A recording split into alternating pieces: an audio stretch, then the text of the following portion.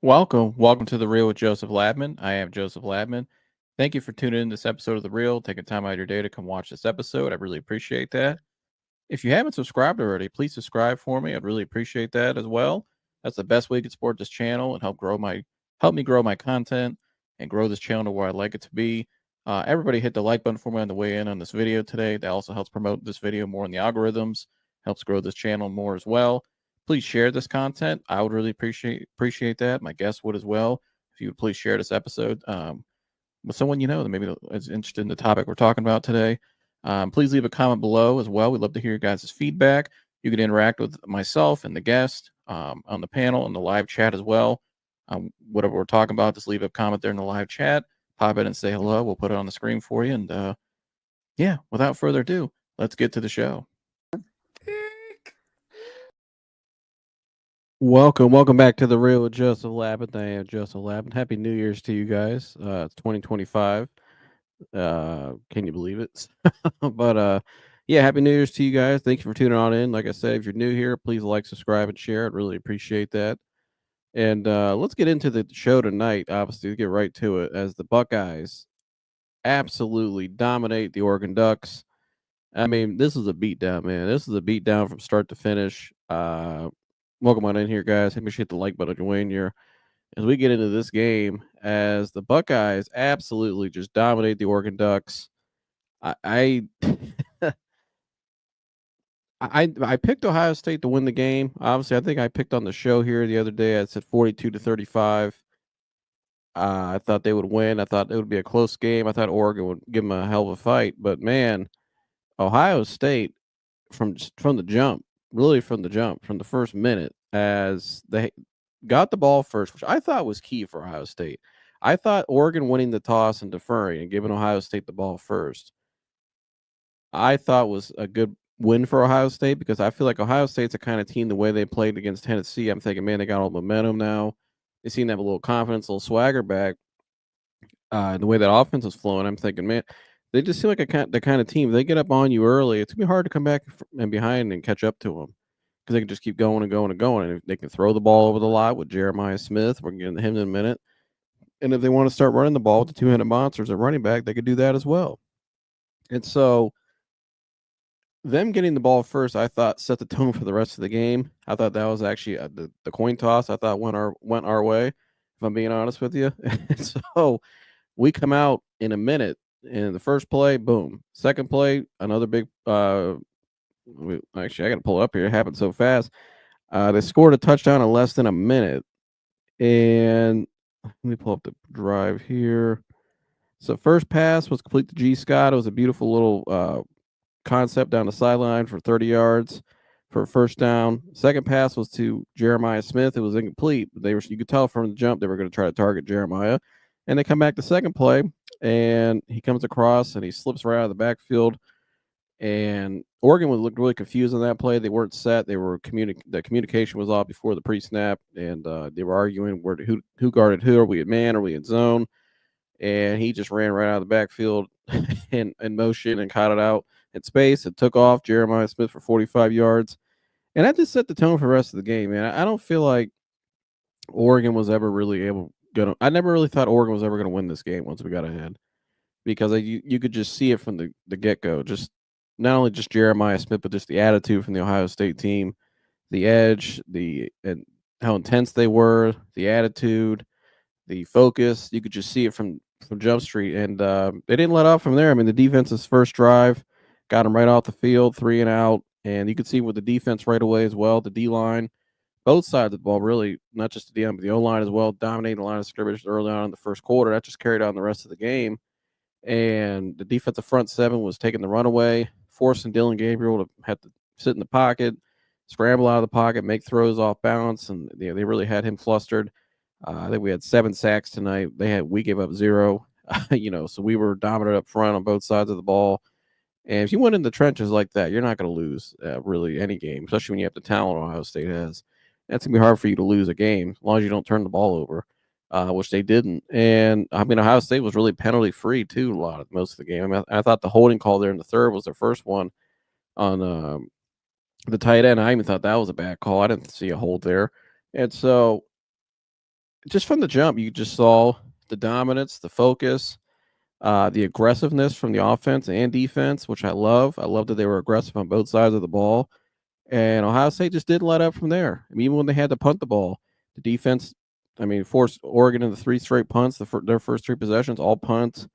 Um, I think they were all 3 and outs. You could just see the defense again. The defense was swarming from jump, and there's nothing Oregon could really do about it. That defense, that front line with Sawyer and Tumalau, Tyleek Williams up front, and then you got Cody Simon, who had maybe his best game of his career today. Up there in the middle with Sonny Styles as well. Sonny Styles had that great play early on in the first quarter as well, where he roamed out that one play, sniffed it out. He was on the right I think he was on the left hash and went all the way to the other sideline, and got the Oregon defender, caught him, and brought him down. You could just see the speed difference, the size difference. Caleb Downs almost had a pick early on. I thought Dylan Gabriel almost threw 2 picks in that first quarter alone, and so Ohio State gets the ball back again on the third possession, and you could just see that pass. They started getting the Mecca Ibuka involved. They ran the ball for 4 yards, and they took a shot on the third play again. So the first 2 out of the first 3 drives for Ohio State, they scored in 3 plays on each drive. And that pass Will Howard made to Emeka Ibuka was an absolute dime. I mean, he threw it right over 3 guys, perfect on the money. Now, the Oregon player did get a hand on it last second. It was a hell of a catch, too, by Emeka with one hand. I mean, grabbed the ball with one arm, he tucked it in, scored the touchdown, and you just saw there was just a different after they scored that bomb to Emeka, just how aggressive they were and how Will Howard looked early on. I just didn't think I just didn't see us giving up the lead at that point. I know it was only 14-0, but you could just see it early on. That's what really stood out to me the most early on in that game was just one team looked a lot more bigger, a lot more dominant, or just honestly more dominant, just a lot more dominant, but a lot more just lasered in and a lot more prepared and a lot more focused and just faster, more physical. And they didn't let up the rest of the game. And they got a field goal, and then the one drive wrapped. Oregon gave up the turnover on downs. Ohio State gets the ball back again in plus territory.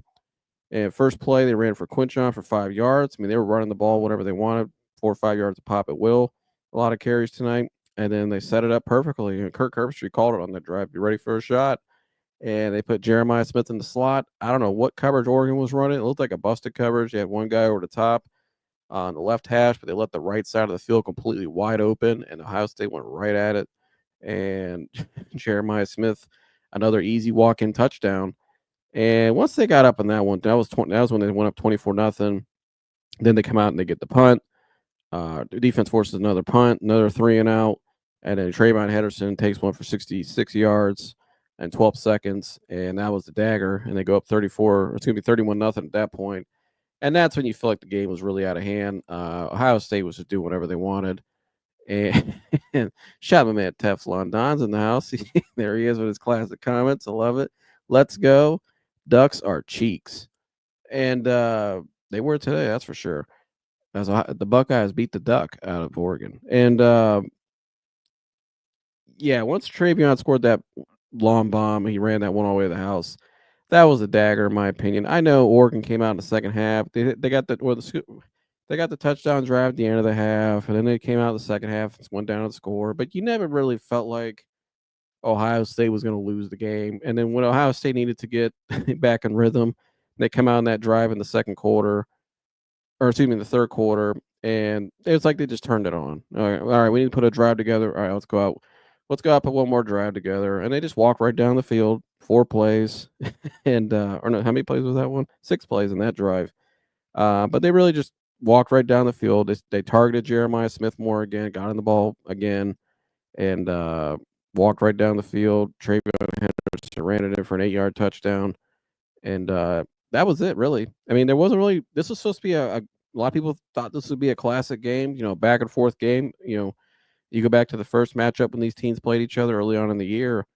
It was a back and forth game, and Ohio State, I thought, gave that game away with the bad clock management at the end of that game. But this one here, you just not really a whole lot to talk about. It was all just Ohio State and Jeremiah Smith. I mean, that defense, Oregon really, they were a team, obviously 13-0, and were dominant all year, and maybe the most consistent team all year in college football. And offensively, they were putting up big points and a lot of yards. I know when they played us that first game early on in the year, they scored almost, I think, or they scored 32 points, but they had almost 500 yards offense that first game we played them. Today, less than 300, and a lot of those yards were really in garbage time.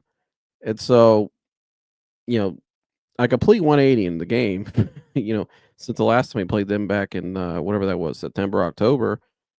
And this Ohio State team, that first half, and really the whole game today, but really that first half in particular, I'm only 25 years old, and so there's a lot of people watching this that probably have watched a lot more Ohio State games than I have because they're older than me and have more years of watching.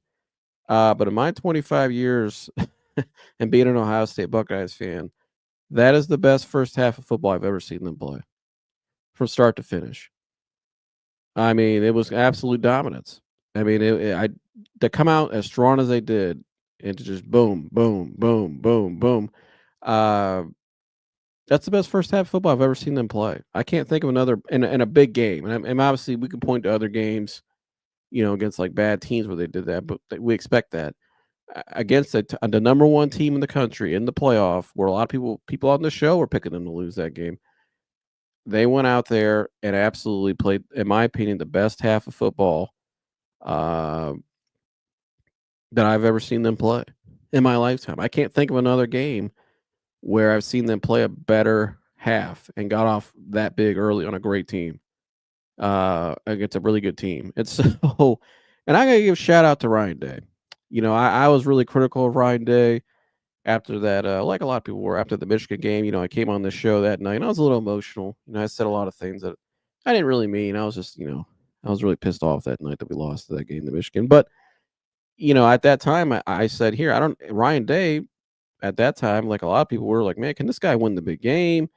I think he was a 1-5 against, ranked top 5 ranked teams at that time after the Michigan game, after that loss. And you're like, I even question that live. I said, I don't know if this guy's built for the moment. I don't know if he's built for this job.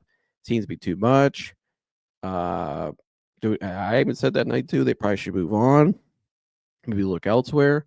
But man, what Ryan Day has done in a month and some change with that team, I don't know what the hell happened in that month. What I don't know what they did in that little 2 to 3 week span from the Michigan game to the Tennessee game, but it is a completely different team. This is the team we expected to see all year.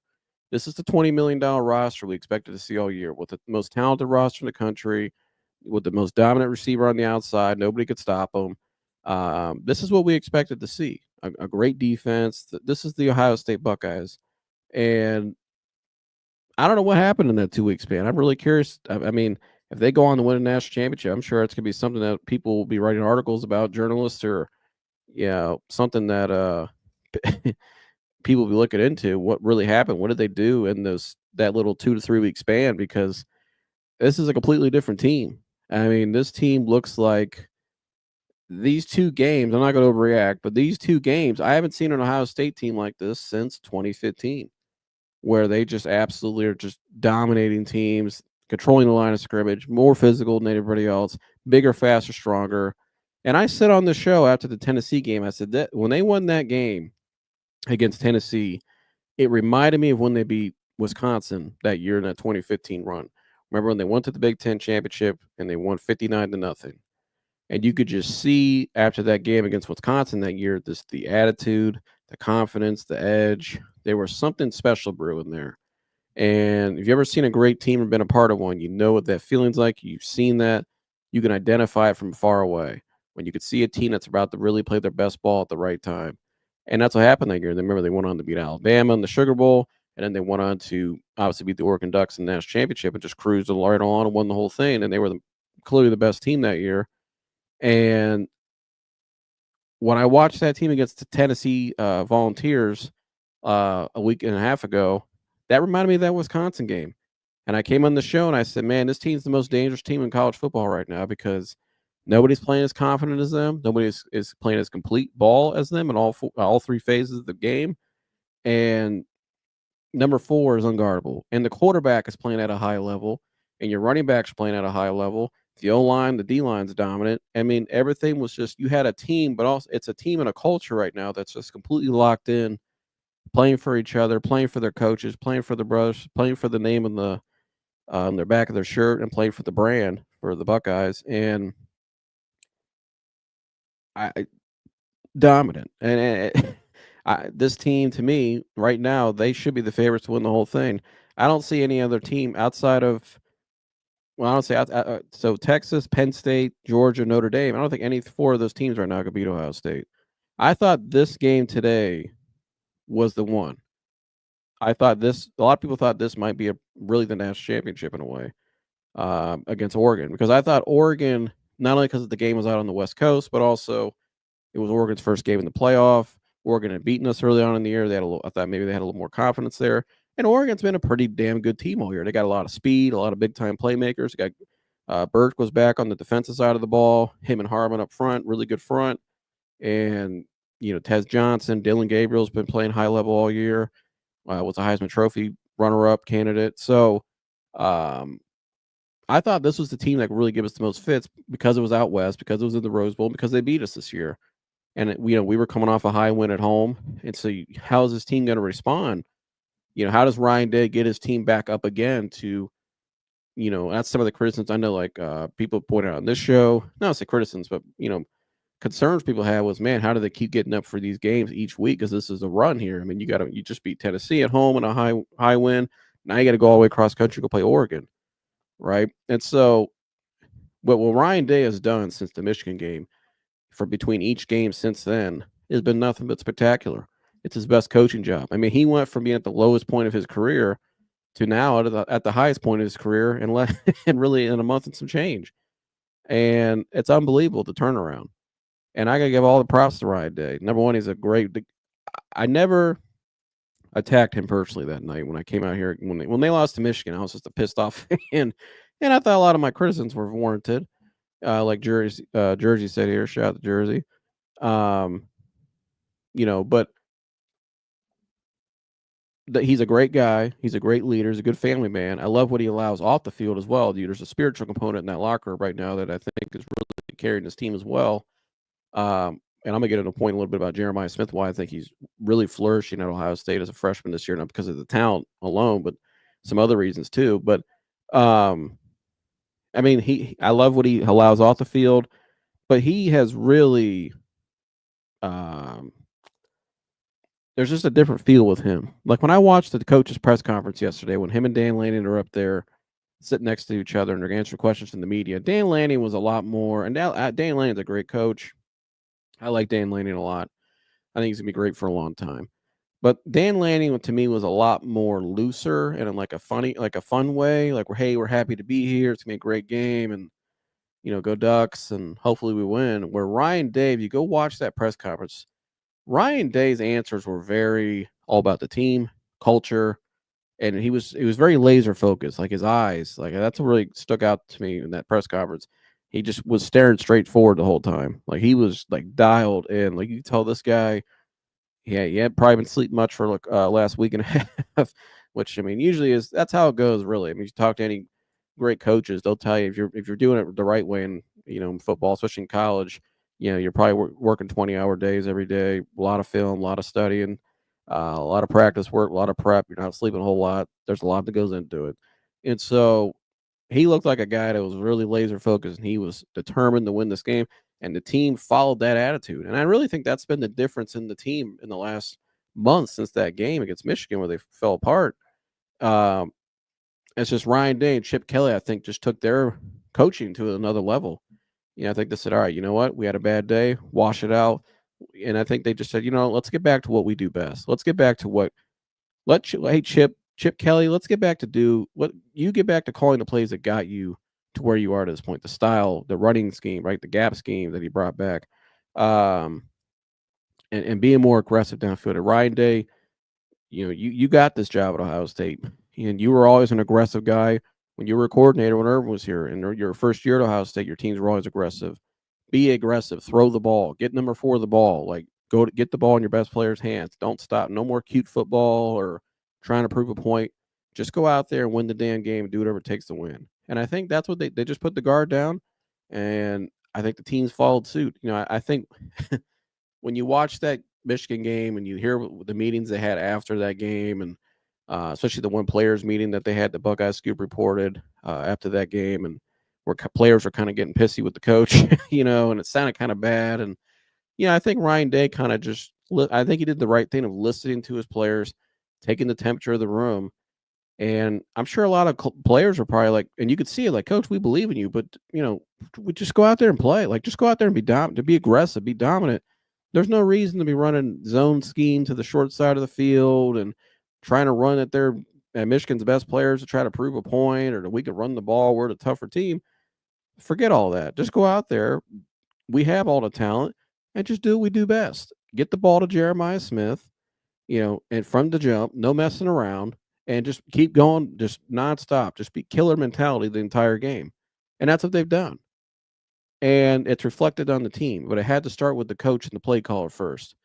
And now you're seeing it. And look at the confidence of Will Howard. Will Howard went from playing probably his worst game of his career against Michigan, or at least as a Buckeye, to playing the two best games of his career. Why is that? Starts with the coaching. Coaching matters in sports. You look at the Cleveland Cavaliers this year.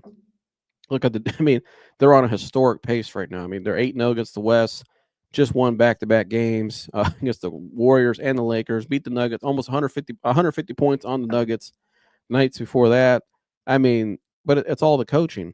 Coaching matters. When you get the right coach in there, not that JB was a bad coach, but when you get the right coach that fits the team and he implements all the right things, not only on the court, but in the culture, their habits, their practice habits, all that stuff matters. And the mentality of the team. It's just like the Cavs, and you're seeing that with the Buckeyes here. Once the coaches, I think when you're seeing with Chip Kelly, Ryan Day, and Jim Knowles has always been an aggressive defensive coordinator. He's always been a blitz-heavy guy, getting his guys, letting his playmakers make plays in space.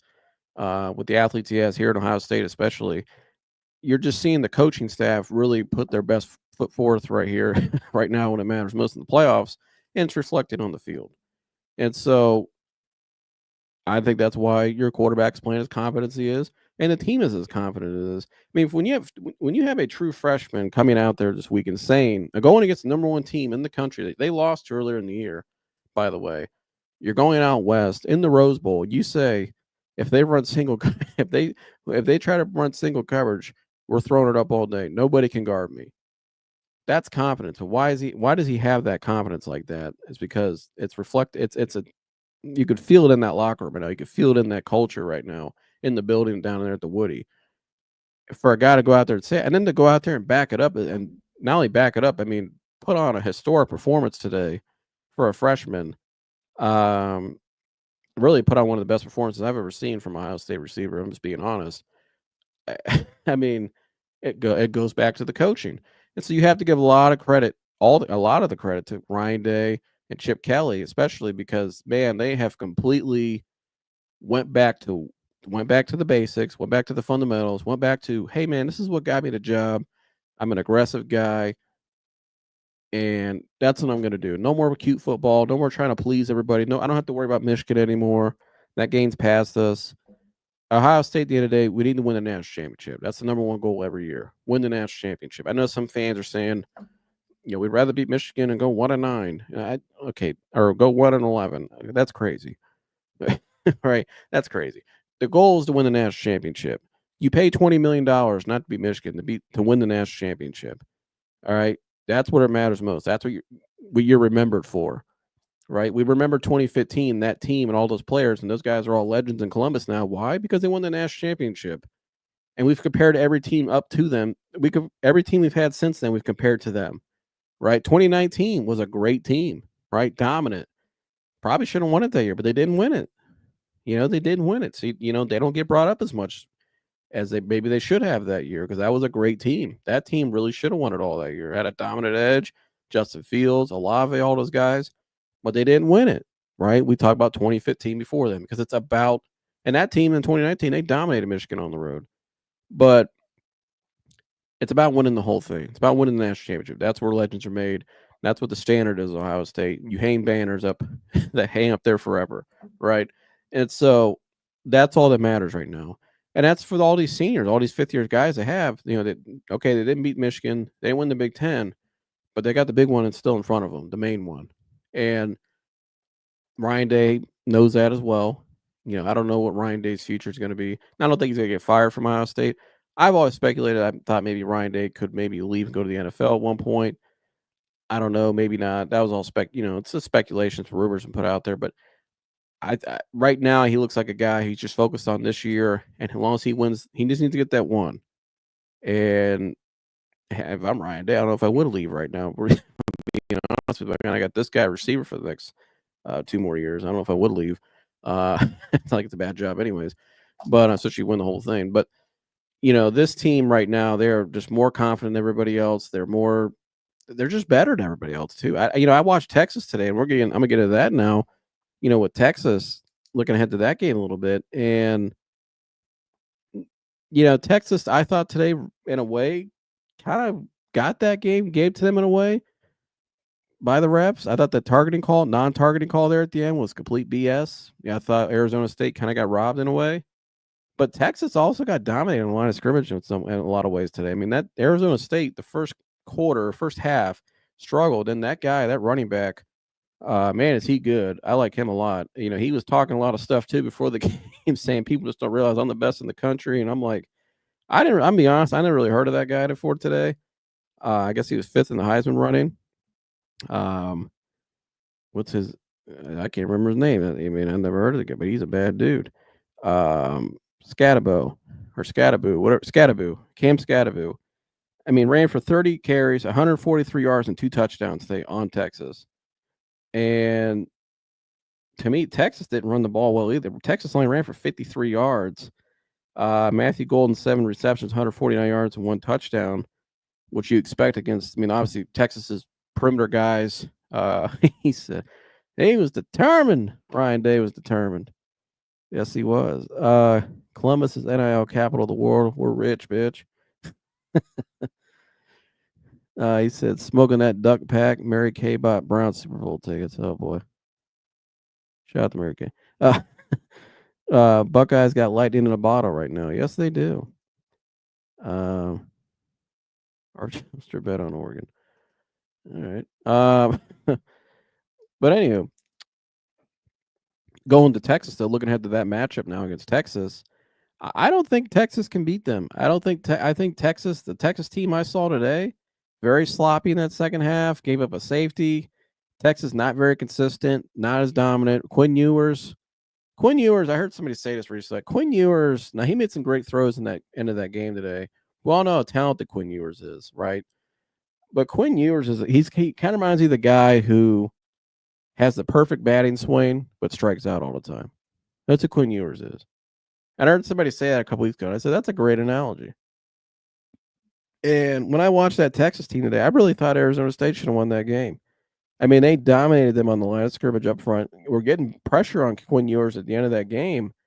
And for Scatabo to run for almost 150 yards. I look at them going up against Ohio State next week, and next Friday, and I'm thinking, I just don't see it. The Ohio State team I saw the last 2 weeks, it's not like it was just a one-off game today either. Because we said that last week. A lot of people said that. The critics of Ohio State said that after the Tennessee game. Okay, well, let's see what you do against Oregon. Well, they go out and against Oregon, and they put a belt to that ass. I mean, it was worse than – I mean, they beat them worse than they beat Tennessee. And Oregon's supposed to be the number 1 team in the country. And so I look at that Texas team, and I don't see where Texas is going to be. Then Quinn Ewers is too inconsistent. He's up and down. 1 minute he's throwing great passes. 1 minute he's throwing the ball out into the freaking stands. I mean, he had that one pass today, that one part of the game when they started letting Arizona State back in the game, where he was just airmailing stuff on the sideline, wide open guys, and it's routine throws. And so then in some minutes he throws absolutely beautiful passes. I mean, he's a talented kid. We know how talented Quinn Ewers is. Again, it's like that guy said. The person said he's like a baseball. He's a guy that has the perfect batting swing but strikes out all the time, and that's what Quinn Ewers is. And Texas, their ability, they can't run the ball well. They're not running the ball well. Their line of scrimmage has been inconsistent as well. And against Ohio State, I think if you want to beat this Ohio State team, which Oregon did not do today, you got to be able to run the ball. That's one thing Michigan did in that game. Well, Michigan's done the last 3-4 years against Ohio State. You got to run the ball against them. You want to beat them, right? When you go to that Georgia game from a couple years ago, Georgia started running the ball better in that second half of that game. It allowed Stetson Bennett to sit in the pocket, make more plays in the passing game, especially in play action. And so I don't see that with Texas, though. Texas is real gadgety to me, kind of like what Oregon was today. A lot of the play calling from Oregon today to me was real gadgety. You know what I mean? Really just kind of like the swing passes, screen passes, everything side to side. And I think that's not good enough against Ohio State. Ohio State's pursuit to the ball, the athletes they have, their pursuit to the ball and the way they cover is so good that that's not going to work. You got to go at them. You got to run the ball at them. And, I don't see Texas doing that. And as far as they got great receiver. Obviously, they got a lot of speed. Golden, Helm's a great receiver, Gunnar Helm. But Oregon had great receivers too. Tez Johnson might be better. Actually, a lot of people think Tez Johnson's better than Matthew Golden, and maybe just as fast, if not faster. And they had Jake Ferguson, another really good tight end. And you saw what Ohio State did. It's going to come down to the line of scrimmage. And that's what it always comes down to, especially in the deep playoff runs. It comes down to the line of scrimmage. And it makes me think back to my team when I was in 7th grade. We won the national championship, playing against older competition. And later on in the year, we got red hot and we beat Mogador, I remember, up at Mentor High School. And we were just firing all cylinders at the right time. We got confident right at the end of the season. We put it all together. We got healthy. But our line of scrimmage on both sides, especially the offensive line, I was starting center. Our O-line, we just got in a rhythm. We just started plowing dudes up front, opened up the running game, and allowed us to take more shots down the field, which we won that game on a deep shot in the second quarter. It really kind of sealed that game. And in the third quarter, we just ran all over them. But it's all about the line of scrimmage, right? And that confidence in the team and the mentality. And you're seeing that it starts at the line of scrimmage. That Michigan team last year, why were they so good last year? Because they dominated the line of scrimmage. They were the most dominant team all year in the line of scrimmage. And nobody could beat them because they just controlled the games. And so you're seeing that with this Ohio State team on both sides of the ball. They got the best athletes on the defensive side of the ball up front on the front seven. Nobody has better athletes than them. And on the offensive side of the ball, even with this banged up O-line, the kid Luke Montgomery, who was a North Coast blue chip growing up with Bronny James, AAU basketball, that was Bronny's center growing up. He's a hell of an athlete. I remember watching him play basketball growing up, and he obviously was a dominant O-lineman, went to Ohio State, and now he's getting out there, and he's playing really well. And Josh Fryer stepping up playing well. I mean, the whole Donovan Jackson moving to left tackle from left guard, who's already could be a high round pick, really looking really good. I mean, now Ohio State's looking dominant up front in the trenches. And because of that, I just don't think Texas has what it takes to beat Ohio State, not with the way they're playing right now. And so, because I think you have to have a great running game, and I think you have to have a great quarterback play. And Quinn Ewers is a great quarterback, but he's very inconsistent, and they can't run the ball. And now they got the kick on the other side. Simmons up front on the defensive side of the ball. He's really coming along. I'm curious to see what that matchup there. But at the end of the day, if I really get down to it, that guy right there on the screen, number 4, there's no answer for him. No answer for this guy. Who's guarding this guy? Nobody can. And I'm going to get into him in a second. I'm going to get some of these comments. Perrin Johnson in the house. Perrin Johnson, thanks for tuning in, my brother. Ryan Day is a great man, but where was this crap versus that crap team? Yeah, I know. But hey, as long as he wins the whole thing, I'm cool. He's making up for it. He was way too much in his head versus Michigan. Just play free, and he will get that monkey off our back. And that's exactly what it is, Perrin Johnson. That's a great point. That's the point I was making earlier. Yeah, I thought against Michigan, he was trying to prove a point. He was too worried about I thought he was too caught up in what all the criticisms were the 3 years leading up to that game with the other 3 games prior to that, right? That Michigan was more physical, they were more dominant, they ran all over you, blah, blah, blah. And I thought at times you saw it in that game planning for that game. He cost them that game. Him and Chip Kelly blew that game. It wasn't on the players. The players showed up to play. That was high energy that game from the players. But I think you're right. Ever since that game, you're seeing it reflected in the team. Now you're seeing it reflected in the quarterback, Remember that game against Michigan? Will Howard, like I said earlier, played the worst game of his Buckeye career. Didn't look as confident. Was turning the ball over. Got hit in that game. Wasn't looking great. And obviously they weren't throwing the ball as much either. But you're seeing now when the coaching staff has that monkey off their back, like you said, him and Chip Kelly, as free and how aggressive. That's freedom, really. When you see a free play caller and a free is how aggressive they are, and the team's reflecting that. And you're seeing the confidence from Will Howard. Will Howard's thrown some passes these last 2 games that are unbelievable. Some dots. I mean, some NFL throws. And his draft stock's slowly going up if he keeps this up, too, because it's not a great quarterback class either. So a guy like him with his size and his talent, I mean, he's got some good raw ability. Who knows? Maybe he could be a 3rd, 4th round guy, maybe a Dak Prescott kind of pick. You never know. I don't know. You really don't ever know. It's all about fit with the NFL and, where you land. But just the confidence, though, you're seeing reflected in the quarterback, like you said, though. But they're just playing freer, but they're playing more aggressive, and they're getting their best players the ball. They did do that against Michigan. Jeremiah Smith barely touched the ball that game, which was and when he did, they scored on that one drive at the end of that half. But you see today, it's just like in that second half of the game today. Oregon had a little run going, right? And what did they do when they came out on that one drive? When they went down and put the dagger in, they just targeted Jeremiah Smith right out the bat, and that was that. And it was just like, okay, we'll just target him a couple times. It opens up things for everybody else. This guy makes everybody around him better because he's just that talented. And he's a freak. May at 4 probably be a number 1 overall pick one day. That's what it looks like. Crap, I'll take Howard on the Browns next year. Will Howard is better than anybody in their quarterback room right now. Probably. I mean, who's active right now? Well, I forgot about Jameis Winston. He's not an NFL passer. He's not a better NFL passer than Jameis. Jameis is a pretty good pocket passer. He just throws a lot of picks. He's better than DTR though. I'll say that. Will Howard's better than DTR. I think he'll be a better NFL quarterback than DTR.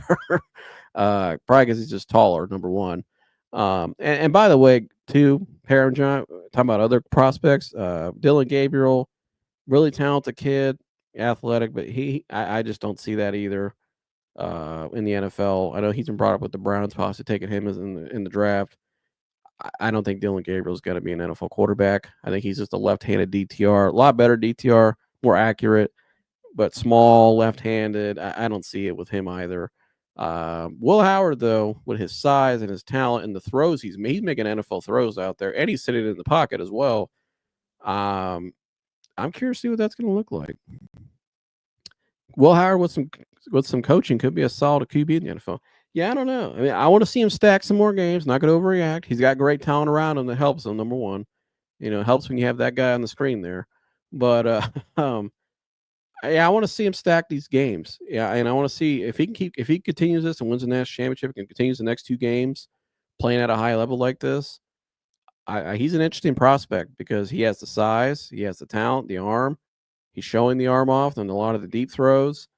He's making tough, tight window throws. A lot of anticipatory throws as well. So I'm really curious to see what Will Howard can look like if he keeps this up as an NFL prospect, especially when he gets to the combine in the offseason. He'll be an interesting guy if he keeps this up. But going to number 4, though, like you said here, he'll probably number 1 overall pick one day. Jeremiah Smith, I want to make this point. As I said earlier, I want to bring up about Jeremiah Smith. Why I think he's also playing so well is he couldn't have walked into a better locker room for a true freshman. This guy had a lot of hype on him when he came out of high school. One of the most hyped up prospects ever. A lot of people said he's the highest rated wide receiver ever come out of high school. And I think the real reason why this guy is flourishing this year is because of the locker room he walked into. And I'm going to give a lot of credit right now. I want to make a point and give a lot of credit to the senior class of this Ohio State team because they have some grown-ass men down there leading that team right now as seniors. Great guys as well. All of them great guys. And these aren't guys that, I'm not going to say any names, but you hear other teams, especially in their postseason runs, going out to renting out strip clubs nights for the game, having parties and this and that, and their team goes out and lays an egg out on the field because it probably reflects from their leaders, if we're being honest. A lot of dysfunction. When you look at this Ohio State team, when their leadership up front at the senior class and the guys like Travion Henderson, G. Scott, Emeka Ibuka, Will Howard, and the defensive side of the ball, JT, Jack Sawyer, Cody Simon, and you look at what all these guys, Denzel Burke, you look at all these guys represent.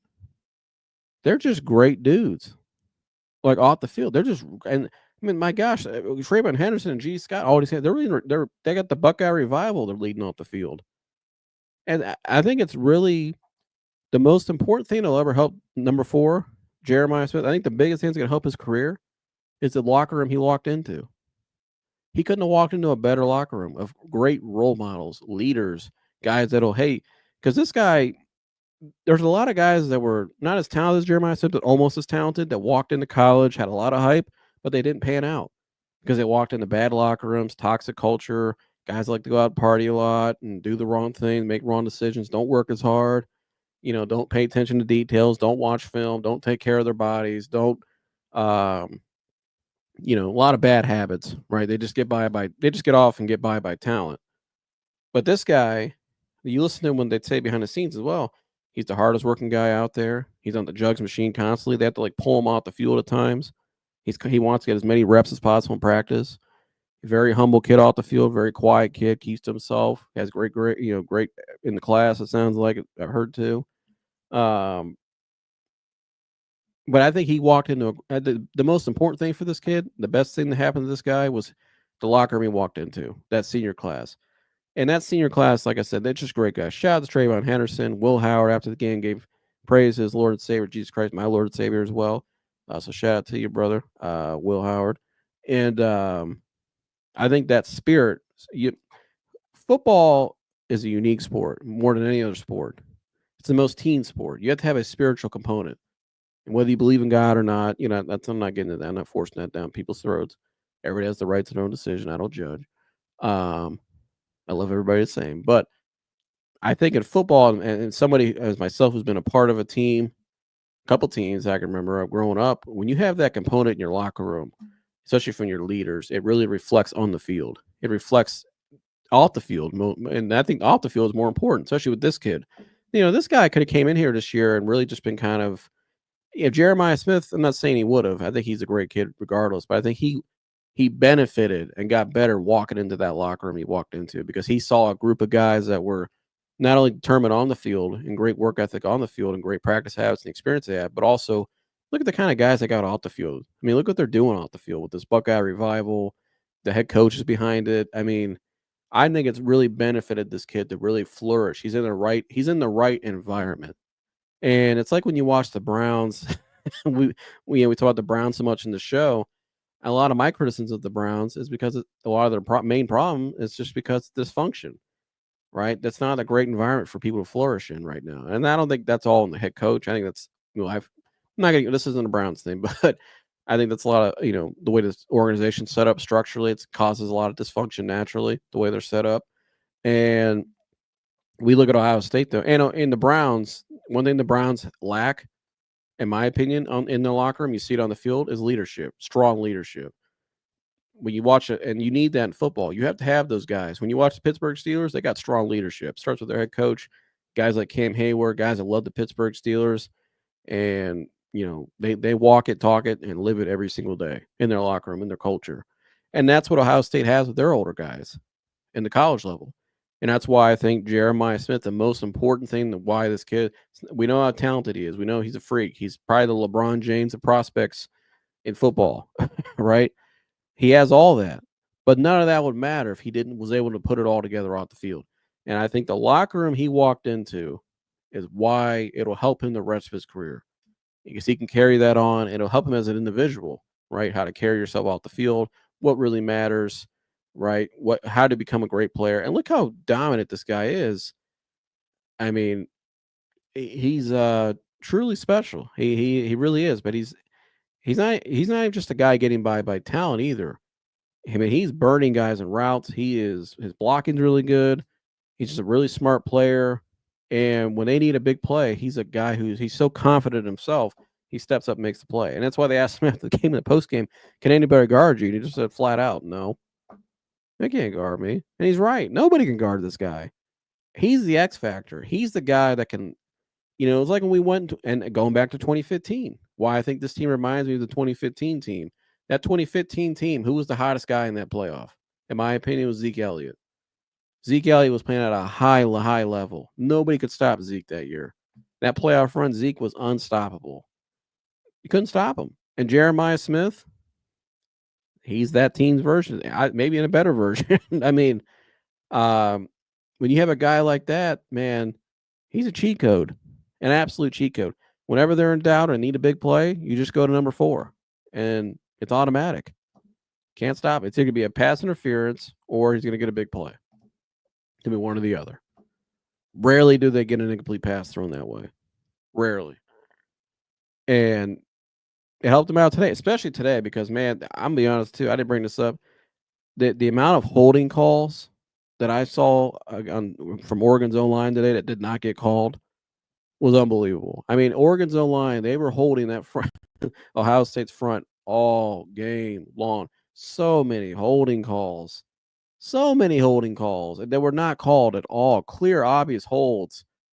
And it didn't matter, though, because that, number one, that shows you how dominant your front line is. But also because on the other side of the ball, that guy right there, nobody can guard that guy. There's no answer for him. I don't know if I've seen a prospect ever like this guy in football, where he had that kind of hype coming out of high school and then comes out there from day one and just absolutely just shreds it. And I was a kid when LeBron James came out of high school here in Akron, Ohio. I grew up obviously from the area, and my dad had season tickets to St. V's games, went to a lot of their games. I was at some of those games when I was a kid, when he was in high school. And, everybody saw here up close more than anybody what that was like. It was a phenom in the making, and a guy that was that dominant at that level, and just the hype, and what's he going to do at the next level in the NBA. Obviously went from high school to the NBA, and just how physically in person, just how much more dominant and it's just impressive he was in person against everybody else. It was the most dominant thing you ever seen. I think, still maybe LeBron James's high school highlights is probably it could be the most dominant highlights you ever watch. And because it was just like a man amongst boys. And when you watch Jeremiah Smith in the football, it's very similar. He's kind of like the LeBron James prospect of that protege, just that hype, just that unicorn, that superstar. I don't know. I mean, he's like it's a superstar in the making. And he really is. He's the LeBron James to me of football. Coming out of high school, just how dominant he was, and just he's backing it up. I mean, this guy, if he came out in the draft this year, he's a first rounder easily. Maybe in top 10. I mean, where do you guys think he'd get picked? If he came out in the draft this year, where does he that's not if he's a first rounder. Where does he get picked in the first round? What pick? Because in the receivers in this class, he's better than all the receivers in this class. I mean, Ted McMillan's a great receiver, but Jeremiah Smith's better than him. That's how good this guy is. Like, I hope people really realize what they're watching here. Because this could be a once in a lifetime thing you're seeing right now with this guy. I don't know if we'll ever see this again. I mean, it's rare, very rare. It's like, if I had to bet, I don't think we'll ever see the LeBron experience from high school on again. I don't think we'll ever see that. And I think we could be seeing that unfold in the football side of it now with Jeremiah Smith. I don't know if we'll ever see this again. So enjoy it while it's here, because this guy is absolutely. And remember Marvin Harrison Jr. the last 3 years. We were like, man, that guy is unbelievable, one of the best prospects. And this guy walks in and says, hold this. And he's taken it to a whole nother level. Like, he is different. It's not even real. And, enjoy what you're watching with this guy, because he is absolutely special. And I don't think he's the reason, in my opinion, why they're going to win the national championship from a from a schematic standpoint. He's the biggest reason, I think, offensively, because he just causes so many problems. It's like, okay, we'll double Jeremiah. We'll put 2 over the top on him. But then, okay, we'll leave the box open. Okay, now we got 2 running backs that can take off. You saw, Trayvon's a home run hitter. Junkins had a great game today, 5 yards a pop or more. And then you got Emeka on the other side who made that great one-handed catch, who's a burner as well. And then you got Cardinal Tate, who's pretty good too. And then you got G. Scott, who made a big play. I mean, it's like, pick your poison. And so he's the X factor, because he opens up everything else for everybody else. There's no answer for this guy. And it's like, okay, you want to take the pass away? We'll just run the ball on you. And it's why I think the biggest, going back to my first point of the show, when Oregon won the coin toss staying deferred, I was like, okay, I feel really good about us winning this game. Because I'm like, if we go down and score right here, we get up early, we're ahead, right? We had the lead. We took off first. And I think Ohio State's the kind of team, once they get up 10, 14 points, double digits, it's hard to catch up and keep up with them. Because it's like you take one thing away. Okay, you want to take the pass away? We'll just start running the ball. And while we're running the ball, we're going to take time out the clock. Okay, then you want to load the box again? Okay, you want to go one-on-one on the outside? We'll just throw up the number 4. We'll take a shot at Mecca. I mean, it's like there's nothing you can do about it. And this is the team we expected to see all year. A dominant team, 4 to 6, A to B, like Urban Meyer used to say. This team right here, if they go off and keep playing the way they're playing and win the national championship, and it's one of the most complete teams you'll see, especially from an offensive side of the ball. Offensive standpoint, I mean, they are just freakish offensively. When they're on their game, they are unstoppable. Crap, I'll take Will Howard on the Browns next year. Howard with some good coaching. Oh, we read that one. We can go with best player available with our pick. Yeah, it's gonna be interesting. We'll see with the Browns. I know if the Patriots lose and the Titans lose, we get the number 1 pick.